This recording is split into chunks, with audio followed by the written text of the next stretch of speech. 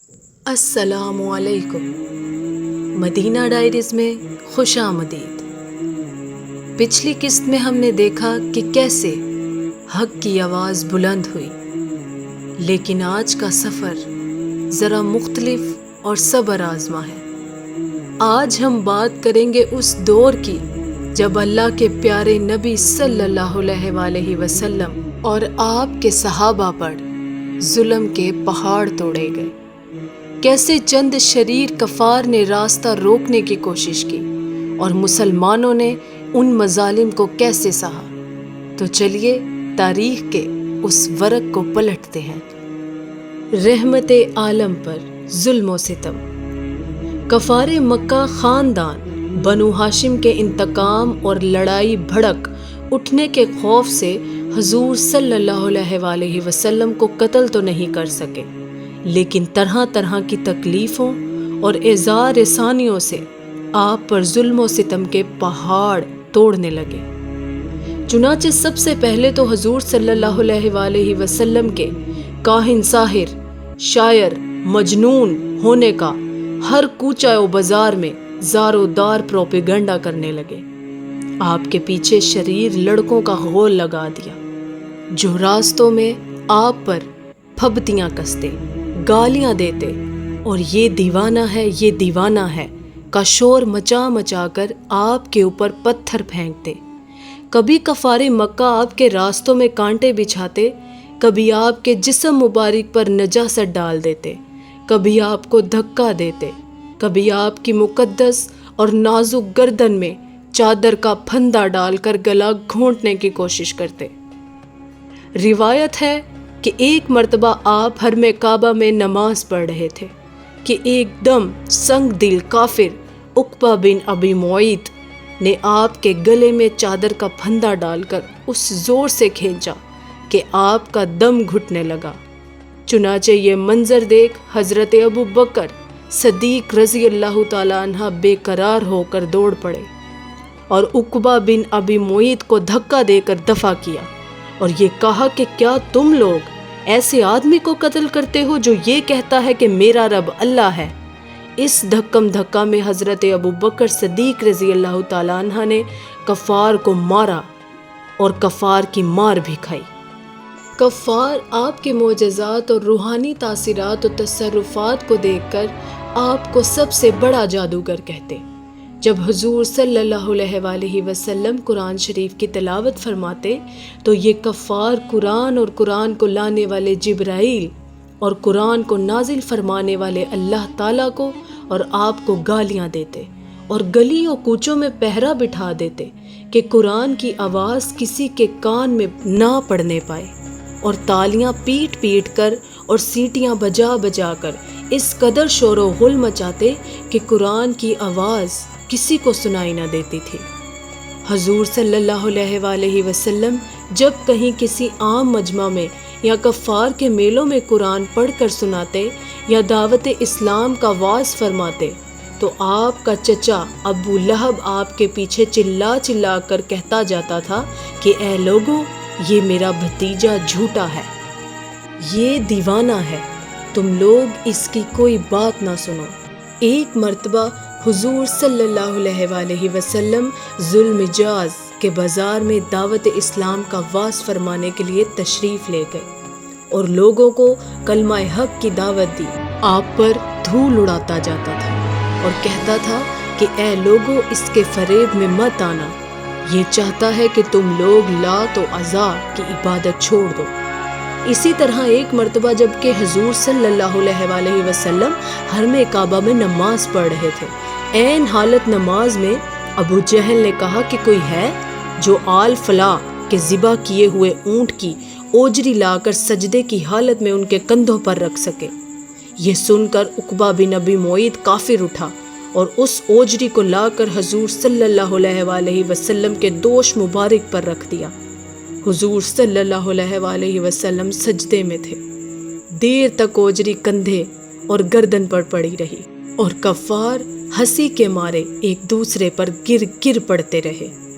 آخر کار حضرت be be Fatima رضی اللہ تعالیٰ عنہ،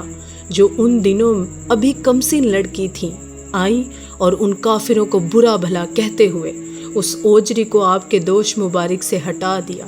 حضور صلی اللہ علیہ وآلہ وسلم کے قلب مبارک پر قریش کی اس شرارت سے انتہائی صدمہ گزرا اور نماز سے فارغ ہو کر 3 مرتبہ یہ دعا مانگی، اللہم علیک بقریش،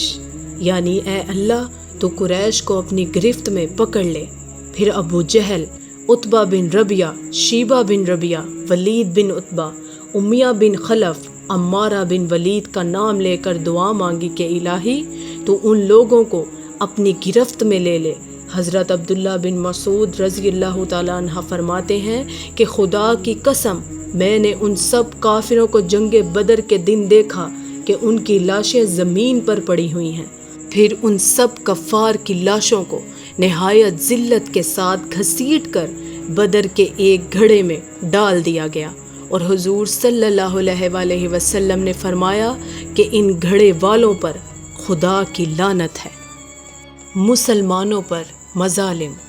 دوستو، حضور رحمت عالم صلی اللہ علیہ وآلہ وسلم کے ساتھ ساتھ غریب مسلمانوں پر بھی کفار مکہ نے ایسے ایسے ظلم و ستم کے پہاڑ توڑے کہ مکہ کی زمین بلبلا اٹھی۔ یہ آسان تھا کہ کفار مکہ ان مسلمانوں کو دمزدین میں قتل کر ڈالتے، مگر اس سے ان کافروں کے جوش کا انتقام کیسے پورا ہوتا، کیونکہ کفار اس بات میں اپنی شان سمجھتے تھے کہ ان مسلمانوں کو اتنا ستاؤ کہ وہ اسلام چھوڑ کر پھر شرک و بت پرستی کرنے لگے۔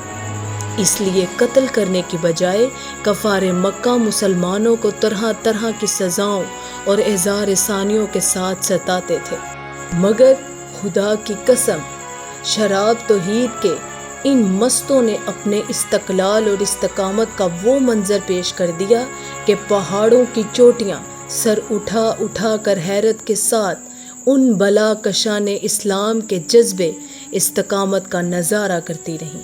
سنگ دل بے رحم اور درندہ صفت کافروں نے ان غریب و بے کس مسلمانوں پر جبر و اکراہ اور ظلم و ستم کا کوئی دقیقہ باقی نہیں چھوڑا، مگر ایک مسلمان کے پائے استقامت میں بھی ذرہ برابر تزلزل نہیں پیدا ہوا، اور ایک مسلمان کا بچہ بھی اسلام سے منہ پھیر کر کافر و مرتد نہیں ہوا۔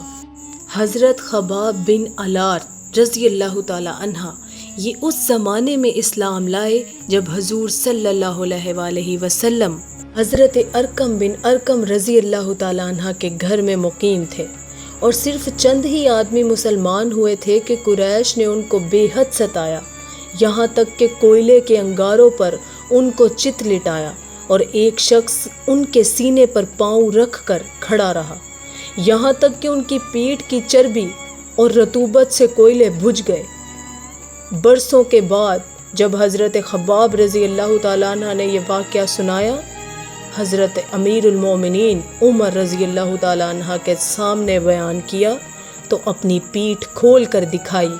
پوری پیٹھ پر سفید سفید داغ دھبے پڑے ہوئے تھے۔ اس عبرتناک منظر کو دیکھ کر حضرت عمر رضی اللہ تعالیٰ عنہ کا دل بھر آیا اور وہ رو پڑے۔ حضرت بلال رضی اللہ تعالیٰ عنہ کو، جو امیہ بن خلف کافر کے غلام تھے، کی گردن میں رسی باندھ کر کوچہ و بازار میں ان کو گھسیٹا جاتا تھا، ان کی پیٹھ پر لاٹھیاں برسائی جاتی تھیں، اور ٹھیک دوپہر کے وقت تیز دھوپ میں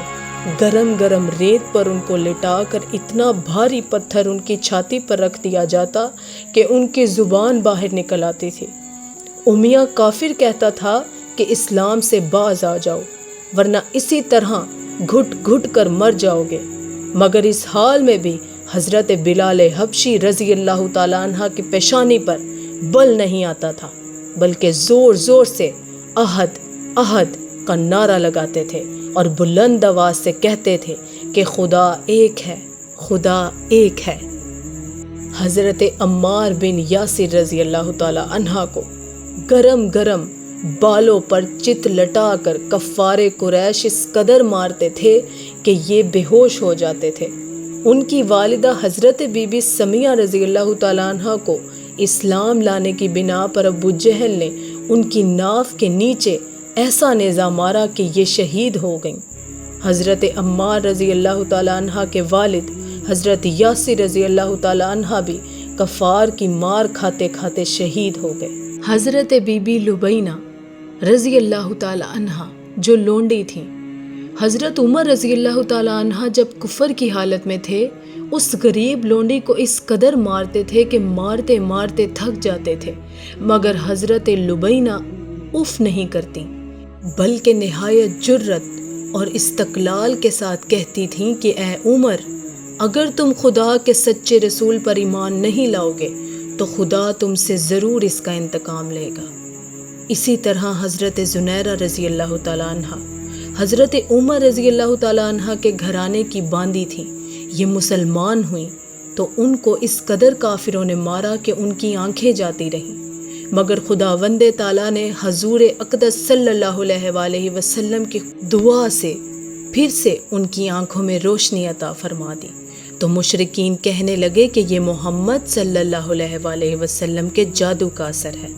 حضرت یار غار مصطفیٰ صلی اللہ علیہ وآلہ وسلم ابو بکر صدیق رضی اللہ تعالیٰ عنہ نے کس کس طرح اسلام پر اپنی دولت نثار کی، اس کی ایک جھلک یہ ہے کہ آپ نے ان غریب و بے کس مسلمانوں میں سے اکثر کی جان بچائی۔ حضرت ابو ذر غفاری رضی اللہ تعالیٰ عنہ جب دامن اسلام میں آئے تو مکہ میں ایک مسافر کی حیثیت سے کئی دن تک حرم کعبہ میں رہے۔ یہ روزانہ زور زور سے چلا چلا کر اپنے اسلام کا اعلان کرتے تھے، اور روزانہ کفار قریش ان کو اس قدر مارتے تھے کہ لہو لہان ہو جاتے تھے، اور ان دنوں میں آب زمزم کے سوا ان کو کچھ بھی کھانے پینے کو نہیں ملا۔ واضح رہے کہ کفار مکہ کا یہ سلوک صرف غریبوں اور غلاموں تک ہی محدود نہیں تھا، بلکہ اسلام لانے کے جرم میں بڑے بڑے مالداروں اور رئیسوں کو بھی ان ظالموں نے نہیں بخشا۔ حضرت ابو بکر صدیق رضی اللہ تعالی عنہ جو شہر مکہ کے ایک متمول اور ممتاز معززین میں سے تھے، مگر ان کو بھی حرم کعبہ میں کفار قریش نے اس قدر مارا کہ ان کا سر خون سے لت پت ہو گیا۔ اسی طرح حضرت عثمان غنی رضی اللہ تعالی عنہ جو نہایت مالدار اور صاحب اقتدار تھے، جب یہ مسلمان ہوئے تو غیروں نے نہیں بلکہ خود ان کے چچا نے ان کو رسیوں میں جکڑ کر خوب مارا۔ حضرت زبیر بن العوام رضی اللہ تعالی عنہ بڑے رعب اور دبدبا کے آدمی تھے، مگر انہوں نے جب اسلام قبول کیا تو ان کے چچا نے ان کو چٹائی میں لپیٹ کر ان کی ناک میں دھواں دیا، جس سے ان کا دم گھٹنے لگتا تھا۔ حضرت عمر رضی اللہ تعالی عنہ کے چچا زاد بھائی اور بہنوئی حضرت سید بن زید رضی اللہ تعالی عنہ کتنے جاؤ عزاز والے رئیس تھے، مگر جب ان کے اسلام کا حضرت عمر رضی اللہ تعالی عنہ کو پتہ چلا تو ان کو رسی میں باندھ کر مارا، اور ساتھ ہی حضرت عمر رضی اللہ تعالی عنہ نے اپنی بہن حضرت بی بی فاطمہ بنت الخطاب کو بھی اس زور سے تھپڑ مارا کہ ان کے کان کے آویزے گر پڑے اور چہرے پر خون بہہ نکلا۔ تو دوستو، یہ تھا آج کا ایپیسوڈ، جس میں ہم نے دیکھا کہ ایمان کی راہ میں قربانیاں کیسے دی جاتی ہیں۔ امید ہے کہ یہ ویڈیو آپ کے دل پر اثر کرے گی۔ اگر آپ کو آج کی یہ کاوش پسند آئی تو لائک کریں اور کمنٹس میں اپنی رائے کا اظہار ضرور کریں۔ ملتے ہیں اگلی قسط میں، جہاں سفر ہجرت اور نئے موڑ ہمارا انتظار کر رہے ہیں۔ جانے سے پہلے چینل کو سبسکرائب ضرور کریں تاکہ کوئی بھی ایپیسوڈ مس نہ ہو۔ تب تک کے لیے اللہ نگہبان۔